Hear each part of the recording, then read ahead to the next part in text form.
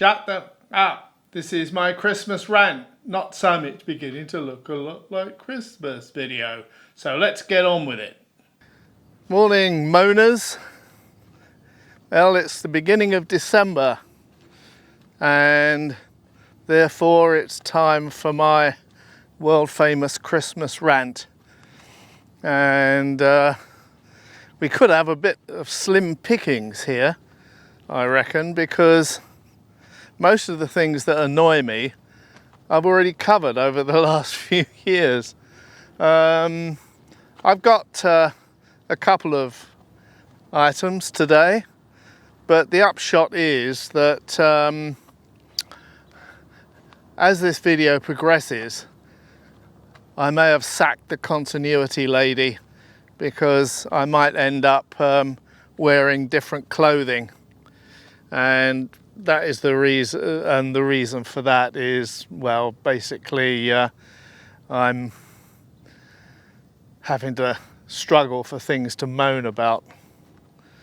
But let's kick off, shall we?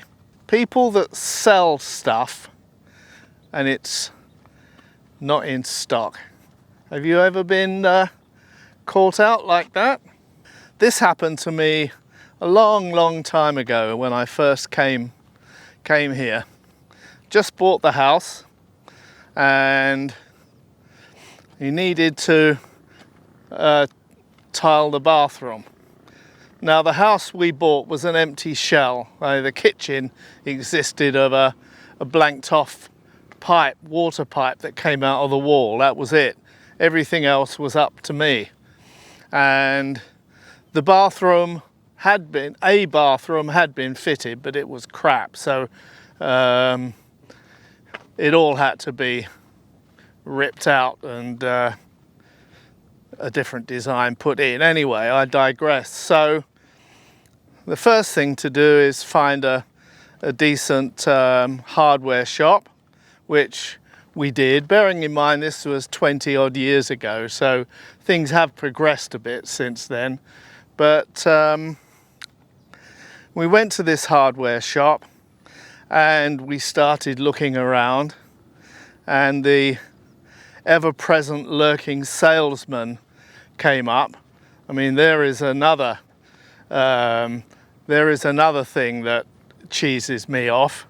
Whenever I go into a shop, even just to have a casual look around to get ideas, I always end up with this salesperson discreetly following me around. Now, they're probably doing it in case I've got a question or something, but it always gives me the impression that they're watching me in case I steal something. And must be my guilty conscience, I reckon. But anyway, the ever-present salesman came up to me and, well, as it happened, I did have a question. So I said, okay, I'm looking for some tiles for the bathroom. Have you got anything you might like to suggest? And so he proceeded to take me over to where they got some really nice patterns and stuff all set up, ready to go. And he said, well, I'd like to suggest this design. You can have a basic tile background color of this, that and that, and we can let in this really nice pattern on the wall, you know, using this series of tiles or this one. So I said, yeah, that looks good. Have you got anything else? What about the flooring? So he suggested one or two other patterns, and then we got onto the flooring, and he showed me some really nice tiles that would be ideal for the main living room floor. So I thought, oh, okay, that doesn't look too bad. Maybe we can think about that. And this went on and on for about an hour. And he kept saying, well, if I may suggest X, Y, and Z, and he'd show me stuff, and I think, yeah, that's actually better, maybe better than the last one even. So it took up easily an hour. And so I said, well, just give me 5 minutes. I'll just go away and consult the Mem Saab, and the new Mem Saab in those days, and we'll make a decision. So we sat down and had a chat and finally made our choice. So I called him over again and said, okay, we've made our choice. We'd like the background for the bathroom, we'd like the background colour of blah, blah, blah. And I do like this pattern that you showed me. We'll like that tile set, please, to let into it. And for the flooring, for the living room, this one here. And I was waiting to sign the agreement and part with the money, and he said, we haven't got any. I said, what? He said, no, I'm sorry, there are none in stock. And so I said, well, in that case, scrap that idea. I'll have this background colour and that series of patterns. And he said, we haven't got them either. So I said, okay, well, how long is it going to be to order these then? Because if you don't have them in stock, we can put them on back order, and I'll pay for them when it comes in. And he said, no, I can't order any right now. I'm not able to. So I just wasted an hour of my time, and his time as well, but he don't matter, talking about all this bloody bullshit and drivel, and there's no way he's ever going to be able to get me the freaking tiles. So at that point, I started to get rather upset. And you know, I still had this lesson to learn. If you're angry in Thailand, don't show it. And I'm not sure if I did or not, but I was not a happy man. So this is a common thing over here. People will try to sell you stuff they haven't got. And I just found this only a couple of days ago when I tried to order a new blood pressure monitor from a company in the USA, actually, but I'll get onto that in a minute. My whole life I've been a slave to blood pressure.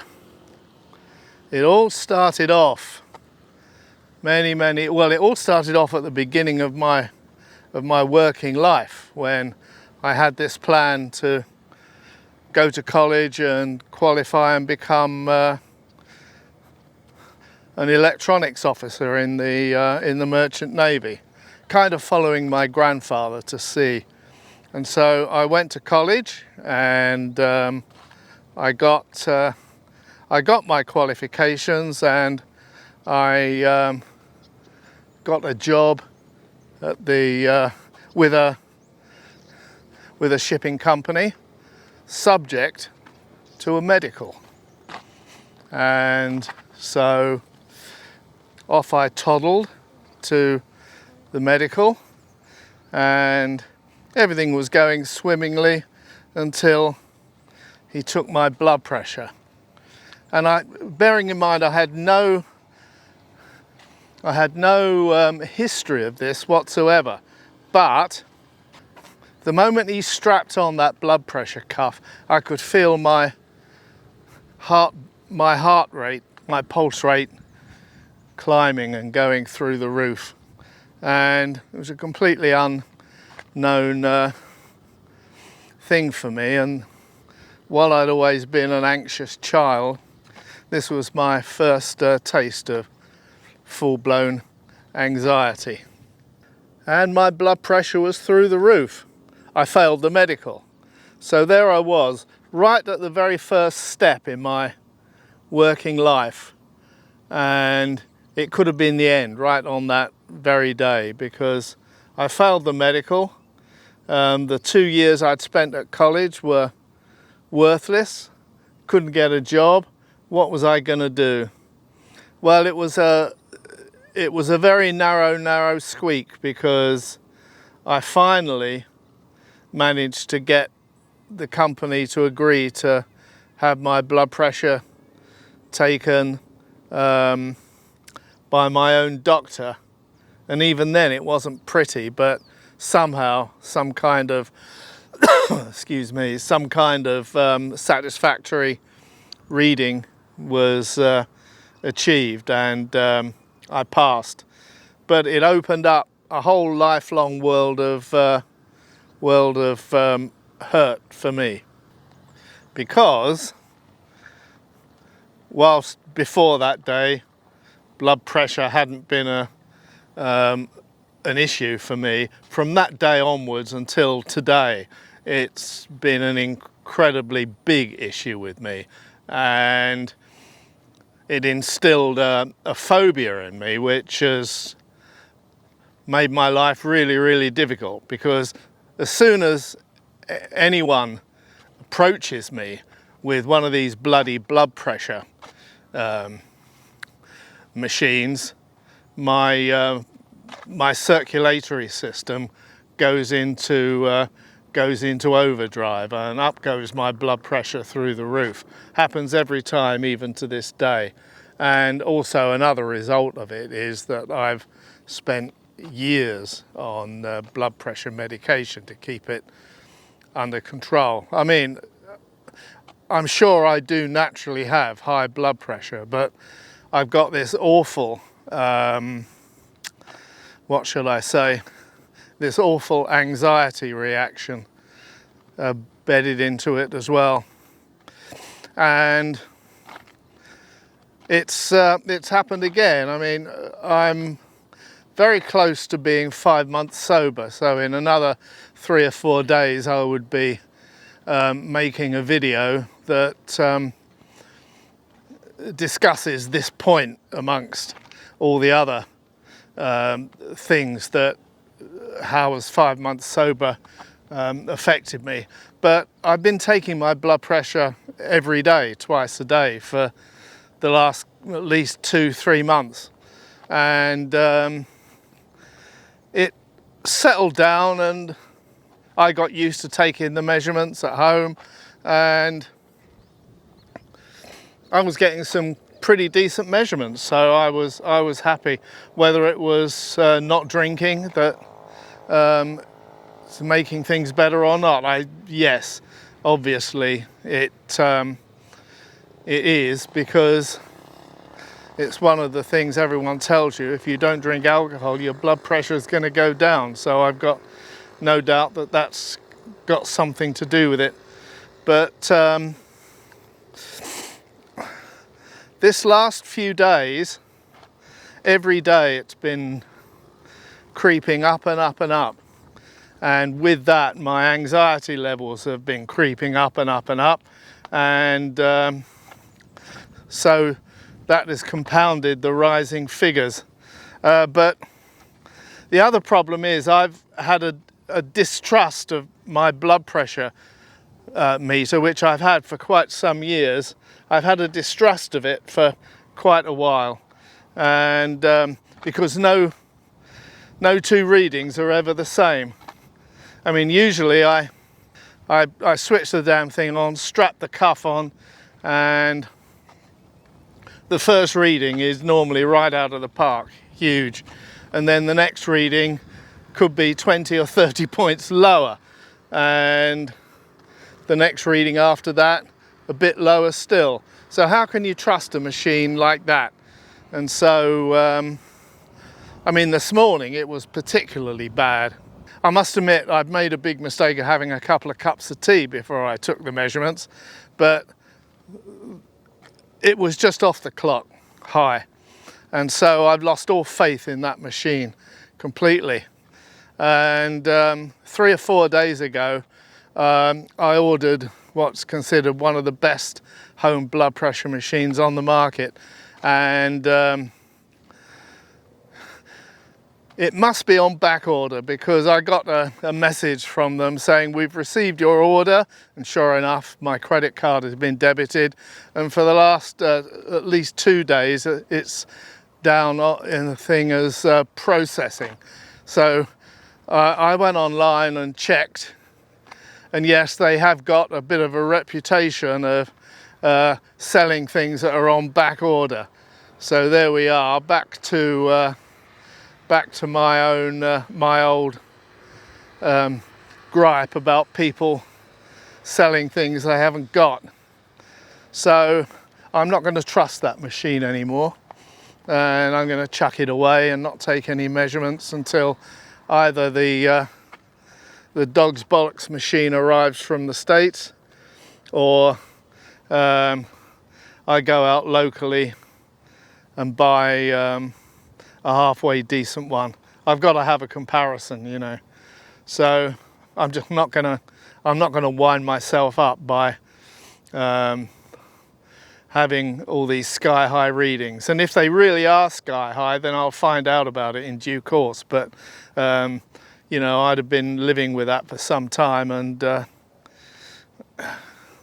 well, I ain't gonna say anything else just in case, but I think you know where I'm going with that. So people that order, people that sell stuff they haven't got, particular dislike of mine. Well, just to intersperse, it's a nice quiet day up here today. Well, it's a good time. Come out in the morning. The main rush finishes at 9 a.m. From about 7 to 9 it's pretty packed up here, people getting their morning exercise in, and it gets manic from about 4 through to 6 in the afternoon. But late morning, early afternoon, it's usually pretty quiet, so it's quite nice to get a bit of a respite. Anyway, another reason for my sky high blood pressure figures, and another gripe I've got is the problem of being an expat in this country, and how that's compounded by officialdom. Now, every year they seem to, well, let's take a half a step back. They seem to classify people like me on a retirement visa as a permanent resident, but I'm not, because I can't be a permanent resident because I have to renew my visa every year, and every year they give you another hoop to jump through. And what they tend to do, the official channels in this country, is to release an idea that they're working on. You can call it a rumor if you like, but with no details, just enough to scare the shit out of people. And there are two going on at the moment. The first one is that us expats from January the 1st may be required to pay tax on any money our retirement funds that we ship into the country, without giving us any details of what that may entail. Are we going to have to forcibly register into the local tax system? In which case, I want some benefits, the same benefits that the Thai people get. The Thai people who don't pay bloody tax at all, most of them. But so that is a big open question. And I tell you, I watched Tim Newton Today every morning, and he's my fount of bad news. And I mean, it's not him that starts the rumours, but he's duty bound to report what he hears in all the local news outlets. And so this has got the expats really up in arms. It's really wound them up. People saying, right, I'm off, I'm quitting the country, that's it. So the thing is, we don't know. And what are they going to do? Are they going to make us register for tax purposes and show all our tax documents from our home country and our statements of income and all this kind of stuff? In which case they'll lose a hell of a lot of people. I mean, I for one would be off unless I can buck the system somehow. I'm not going to faff around like that. I'd do that in my own country. But the other hurdle rumoured to have to be jumped through, tightening up the renewals for the retirement visa, because the officialdom is saying that too many of the master criminals in this country are here on retirement visas. Well, for one thing, they give you a retirement visa here from the age of 55, for God's sake. Well, the first thing they should tighten up is that and raise the age limit to at least 65. I've got no problem with that. But the second one the second issue that they're thinking of doing is we have to have 800,000 baht in the bank permanently, or pretty well permanently, and of course that hasn't increased for quite a long time. So I mean, that's almost certain to go up, but how much is it going to go up? If it goes up by a couple of 100,000 to 1 million, well, fine. What happens if they want 5 million? Well, most people can't afford that. So that's another reason to get on the aeroplane and go back to our beloved home country. But the worst one, especially for us older ones, is most of us are on what they call a non-O visa. And it's always been the case that people on a non-O visa excuse me, do not require medical insurance. But the rumours are, again, they put out a rumour without any concrete facts behind it. It is possible, if not likely, that they'll rescind that order and require us to have medical insurance. Well, under no problem, but in this country, as most countries, but in this country, once you reach a certain age, which is around about 70, it starts to get incredibly difficult getting medical insurance. And once you're my age, which is mid-70s, I would say, unless you're a multi-millionaire, it's impossible. So again, when's the next aeroplane out of here?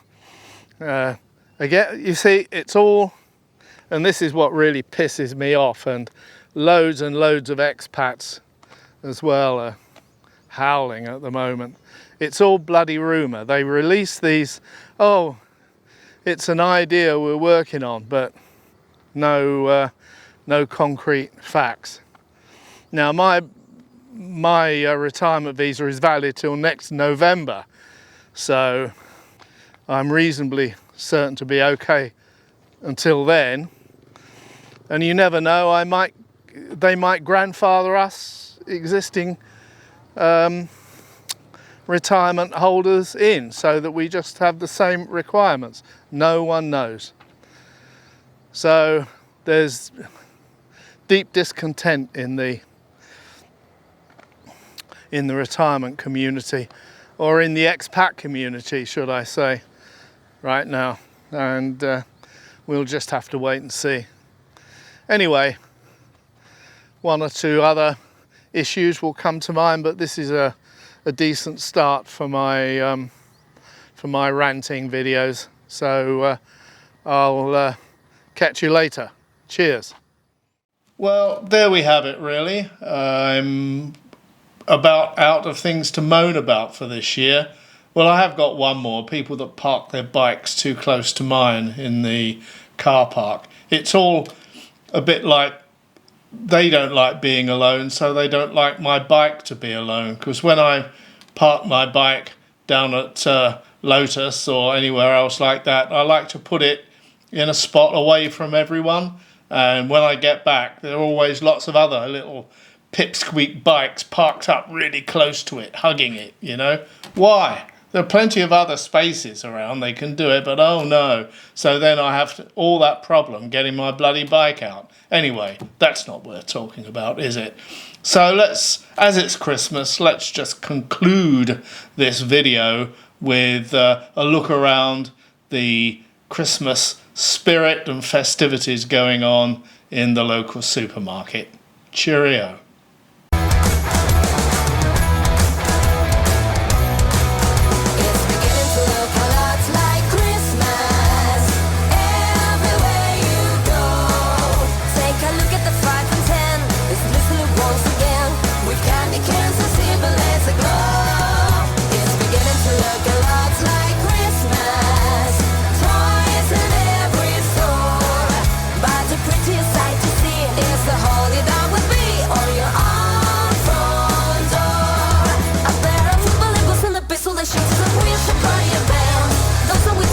For a walk is a home of Janice and Jan. And Mom and Dad got holidays for school to start again. It's beginning to look a lot like Christmas. Soon the bells will start, and the thing that will make them ring is the color that you see right within your heart. Have you realized it's Christmas already? Oh really? Oh no, it's Christmas, baby. It's beginning to look a lot like Christmas.